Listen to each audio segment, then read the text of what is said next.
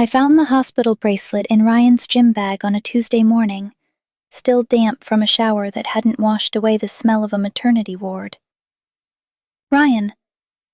I held it up between two fingers like it might burn me. Why do you have a newborn ID bracelet in your gym bag? He froze halfway through buttoning his shirt, and I watched 11 years of marriage rearrange itself behind his eyes in real time. Natalie, I can explain. Then explain. Whose baby is this? Babies, he said quietly. Twins.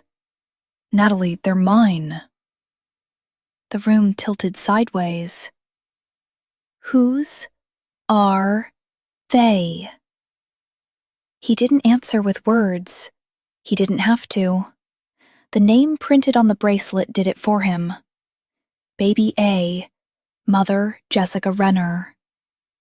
And I felt something in my chest crack clean down the middle. Because Jessica Renner wasn't a stranger, wasn't a coworker, wasn't some woman I'd never met. Jessica had been my best friend since we were 19 years old. How long? My voice came out somewhere I didn't recognize. How long has this been going on, Ryan? He sat down heavily on the edge of our bed, and for the first time in our marriage, I watched my husband look like a man who understood exactly how much he was about to lose. 14 months, he said. Natalie, I need you to let me explain everything, because it's not as simple as… Get out, I said. Get out of this house right now. I didn't know yet that the worst part of this story wasn't even sitting in that room with me. It was waiting 3 days away, in his mother's living room, in 6 words I never expected to hear. I filed for divorce that same week. I didn't need 14 months of explanation to know exactly what I needed to do with the rest of my life. My attorney, a calm, thorough woman named Priya Nair, filed the paperwork within 4 days, and Ryan moved into a corporate apartment his company kept for visiting executives, too ashamed, apparently, to move in with Jessica directly while the divorce was still being processed. Jessica didn't call me. I don't know what I expected. An apology, a justification, anything. But the silence from her felt like its own separate betrayal stacked on top of the first one. I went to my mother-in-law's house 4 days after finding that bracelet, mostly because Diane had always been the one steady presence in Ryan's chaotic family. The mother-in-law who'd hosted every holiday, remembered every birthday, and treated me, for 11 years, like a real daughter instead of an obligation. Natalie. Diane opened her front door, and her face went through something complicated the moment she saw me standing there alone. I've been wondering when you'd come. You know, I said. It wasn't a question. Come inside, she said, stepping back to let me through. Sit down. I think it's time we finally talked. I sat on her familiar couch, in the house where I'd spent a decade of Thanksgivings, and watched Diane's hands shake slightly as she poured 2 cups of tea neither of us was going to drink. Natalie, she said finally, sitting across from me, her voice unsteady in a way I'd never heard from her. I need to ask you something, and I need you to answer honestly. What exactly did Ryan tell you about the twins? That they're his, with Jessica. 14 months apparently going on behind my back. Diane's face did something I'll never forget. A kind of collapse, sudden and complete, like a woman finally setting down a weight she'd been carrying too long. She didn't tell you, Diane whispered, more to herself than to me. Natalie. Oh God. She didn't tell you any of it. Tell me what, Diane? My voice had gone very quiet, very still. What is there that I don't already know? Diane's hands were shaking around her own teacup now, tea sloshing dangerously close to the rim. Natalie, I've spent 4 days telling myself this wasn't my place to say, that it was Ryan's responsibility, or Jessica's, and that I shouldn't interfere in something already this painful. Diane, what don't I know? She set the cup down finally, both hands pressed flat against her knees like she needed the stability. The affair didn't start 14 months ago, Natalie. It started almost 3 years ago. And it wasn't just an affair on Ryan's part. Jessica came to me herself 18 months ago, terrified, asking for help. Because by then, she already knew she was pregnant. And she already knew Ryan had no intention of leaving you. I felt the floor drop out from under everything I thought I'd understood 4 days ago. 3 years? There's more, Diane said, and something in her voice cracked fully now. Natalie, Jessica didn't come to me just to confess. She came to me because she was frightened of what Ryan might do if she insisted on keeping the babies and telling you the truth. She showed me messages, Natalie. Threats, essentially, dressed up as concern for the family's reputation. I told her I would help her figure out how to protect herself and those babies. I never imagined she'd go 14 more months without telling you anything at all. You knew for 18 months, I said slowly, the words tasting like poison in my mouth. You sat across from me at every holiday dinner for 1.5 years, knowing exactly what your son was doing to me, and you said nothing. I know, Diane said, tears falling now, unashamed. I've hated myself for it every single day. I told myself I was protecting Jessica. I told myself it wasn't my secret to tell. I understand now that every single one of those excuses was really just me protecting my son instead of you. I sat in Diane's living room for a long time after that, my tea going cold, trying to absorb a betrayal that had just tripled in size within the span of 10 minutes. Why would Ryan threaten her? I asked finally. If he wanted to keep the affair going, why threaten the woman carrying his children? Diane's face went carefully blank in a way that told me there was still more beneath the surface. Natalie, I think you need to hear the rest of this from Jessica directly, not from me. I've already kept too many of her secrets for too long. I won't keep this one too. Where is she? Staying at her sister's house, outside the city. She's been terrified to leave, terrified to stay. Honestly, terrified of everything for the better part of 1 year. Diane hesitated. Natalie, I think Jessica needs someone in her corner right now, almost as badly as you do. I know that sounds insane, given everything she's done to you, but I don't think you fully understand yet what she's actually been living through. I drove to Jessica's sister's house that same afternoon, less out of sympathy and more out of a desperate need to understand exactly how deep this went before I let myself fully collapse into whatever grief was waiting on the other side of the truth. Jessica opened the door herself, holding one of the twins against her shoulder, and the moment she saw my face, she started crying before either of us said a single word. Natalie, she whispered, I've wanted to call you every single day for 18 months. I was just so afraid of what he'd do if I did. Start from the actual beginning, I said, sitting down across from her in her sister's small living room, one twin sleeping in a bassinet nearby, the other in Jessica's arms. Everything. I don't want another version with pieces missing.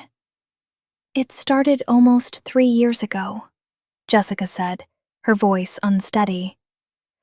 A work trip. both of us drunk, a mistake I told myself would never happen again. Except it did. Again and again, over months, and I hated myself every single time, Natalie. But I was also... I don't know how to explain this without sounding insane. I was scared to stop, because Ryan made it very clear, early on, that if I ever tried to end things or tell you, he'd make sure I lost my job. Your job? What does Ryan have to do with your job? He's on the board at Hellbrook Consulting, Jessica said, where I've worked for 6 years. He made it very clear, more than once, that one call from him could end my career entirely, make sure I never worked in this industry again. I know how weak that sounds, staying quiet because of a threat like that. But Natalie, I had loans, I had my mother's medical bills, I had nothing lined up if he actually followed through. And when you got pregnant? Jessica's whole body seemed to fold in on itself. He panicked, told me I needed to get rid of it quietly, that he'd pay for everything, that nobody ever needed to know. When I told him I was keeping the babies regardless, he changed the threat. Said if I told you, or told anyone, he'd make sure I lost custody entirely, that he had the money and the lawyers to bury me in a fight I could never win alone. So you told Diane instead. She was the only person I trusted who was close enough to actually understand what he was capable of, Jessica said. I begged her to help me figure out how to protect myself and the babies. I never asked her to keep it from you forever, Natalie. I think some part of me kept hoping she'd eventually tell you herself, so I wouldn't have to be the one to destroy your marriage. Do you have any proof of the threats? I asked, my mind already shifting into the same careful, methodical place it went whenever a problem needed solving instead of just feeling. Messages, Jessica said. Voicemails, some of them. I saved everything, Natalie, from the very beginning, because some part of me always knew I might need it someday to protect myself and the twins. She pulled up her phone and played one for me, Ryan's voice coming through tinny and cold, nothing like the man I'd married 11 years earlier. You keep those babies, you lose everything else, Jessica. Your job, your reputation, your chance at custody if this ever goes to court. I have people who can make sure of all 3. Think very carefully before you decide to blow up 2 families over one mistake. I sat with that voice for a long moment, feeling something shift permanently in how I understood the man I'd shared 11 years with. He threatened you into silence, I said slowly, while sleeping in my bed every night, letting me believe our marriage was normal. I'm so sorry, Natalie, Jessica said, tears falling freely now. I know sorry doesn't undo any of it. I should have told you the moment I found out I was pregnant, consequences or not. I let fear make the decision, instead of doing the one thing that actually would have been right. I need copies of everything you have, I said. Every message, every voicemail, every piece of evidence showing exactly what he threatened you with, because Jessica, this isn't just about my divorce anymore. This is about a man who used financial threats to control 2 women simultaneously for years. And I don't think either of us is going to let him get away with that quietly. I called Priya that same evening and laid out everything.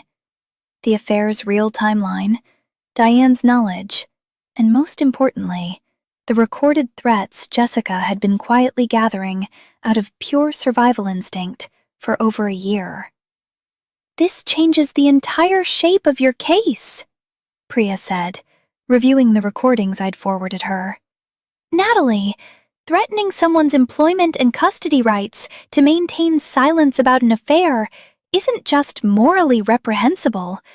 Depending on exactly how it's documented, it could constitute coercion relevant to both your divorce settlement and potentially separate legal action Jessica could pursue on her own behalf. What does that mean for me, practically? It means when we go into settlement negotiations, Ryan's attorney is going to have a very difficult time arguing for anything close to an even split, given a documented pattern of coercive behavior toward another woman during your marriage, Priya said. And it means, if Jessica's willing, her evidence could support a much stronger position for both of you simultaneously. She's terrified of him, I said. Financially, professionally. She's been scared into silence for over a year. Then let's take that fear away from him, Priya said. I have a colleague, Marcus Webb, who specializes in employment retaliation and coercion cases.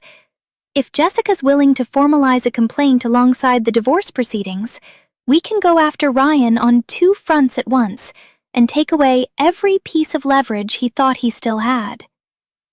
I called Jessica back that night, and for the first time since I'd walked into her sister's living room, I heard something steady enter her voice. I'm done being afraid of him, she said. Set it up, Natalie. Whatever it takes. Ryan's attorney requested an emergency meeting the moment Priya formally submitted the recorded evidence into the divorce proceedings, clearly hoping to negotiate quietly before anything became public. You have no idea what you're doing, Ryan said, cornering me in the parking garage after that meeting, his composure finally completely cracked. Natalie, this isn't just going to hurt me. It's going to hurt the twins, my career, everything. You should have thought about the twins, I said, before you threatened their mother into silence for over a year to protect your own reputation. I panicked, he said. I made mistakes, Natalie, but I never actually would have followed through on any of it. Jessica's voicemails suggest otherwise, I said. And so does the fact that your own mother spent 18 months too frightened of what you'd do to tell either of us the full truth. My mother had no right. Your mother, I said, cutting him off, did exactly what you trained everyone around you to do for years. Stay quiet, protect the family name, let you keep control of every situation you created. That's over now, Ryan. All of it. He didn't have an answer for that. I watched something in his face finally completely collapse. The particular look of a man realizing every careful thing he'd built to protect himself had just come apart in a single afternoon. The employment retaliation case moved faster than the divorce, once Marcus Webb reviewed the full pattern of threats against Jessica's job security. Hellbrook Consulting, facing its own liability once the recordings became part of a formal complaint, quietly settled with Jessica within 2 months, alongside internal action that resulted in Ryan being removed from his board position entirely.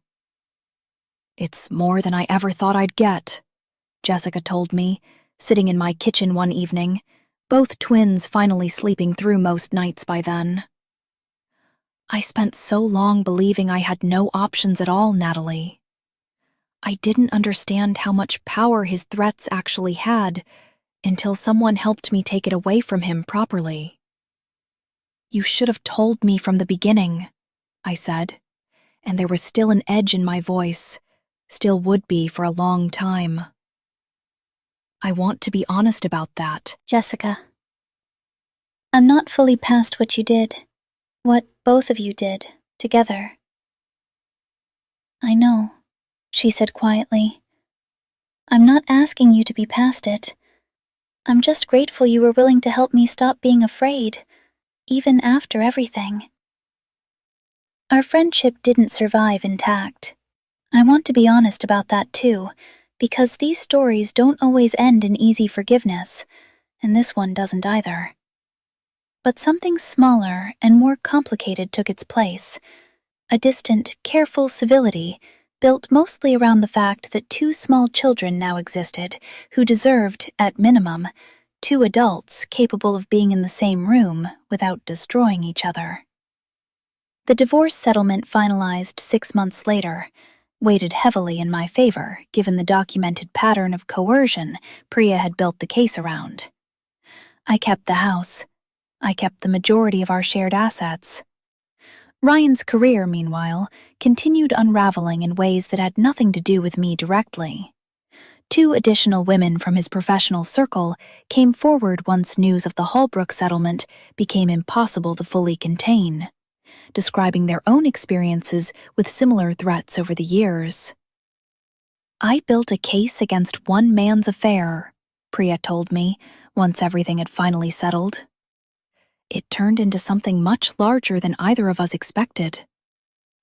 I sat across from Diane one final time before everything closed, in the same living room where I'd first learned the truth went 3 times deeper than I'd understood. "I don't forgive you for the silence," I told her honestly. "I want you to know that clearly. 18 months is a long time to watch someone you claimed to love get deceived and choose your son's comfort over my right to know the truth." "I don't expect forgiveness," Diane said, tears in her eyes. "I only hope, someday, you'll understand I've spent every single day since regretting the exact choice I made that afternoon Jessica first came to me." "I believe you regret it," I said. "That's not quite the same thing as trusting you again." I moved forward slowly, in the particular way you rebuild a life you didn't expect to need rebuilding. I changed jobs, moved to a smaller house closer to my sister, and spent the better part of a year in therapy untangling exactly how much of my marriage had been real and how much had simply been careful management on Ryan's part. Ryan sees the twins on a court-ordered schedule now, supervised initially, though that requirement has since eased somewhat as time passed without incident. I don't ask Jessica for updates, and she doesn't offer them unprompted, though occasionally, at a school event or a mutual acquaintances gathering, our paths cross, and we manage something like cordial distance instead of the friendship we once had. I think sometimes about Diane's face the day I walked into her living room. The exact moment the weight of 18 months of silence finally became too heavy to carry any further. I've come to understand, slowly, that her silence and Ryan's threats were 2 different kinds of betrayal, related but not equivalent, and that understanding the difference has been part of what let me eventually let go of some of the anger, if not all of it. I still think about that hospital bracelet sometimes, damp and forgotten in a gym bag. The small, careless mistake that unraveled 3 years of lies I never suspected were being built around me. I don't regret finding it. I don't regret any of what followed. Not the divorce, not the confrontation with Diane, not even helping Jessica fight her own battle against the same man who'd spent years controlling us both in different ways. I regret only that it took a damp piece of plastic falling out of a gym bag for the truth to finally have nowhere left to hide. So I'll leave you with this. If the people closest to you, a husband, a best friend, a mother-in-law you trusted for over a decade, had all been quietly protecting the same lie for years, would you have the strength to untangle every layer of it at once? Or would you, like I almost did, stop digging the moment the first painful truth surfaced, never realizing how much further the betrayal actually went?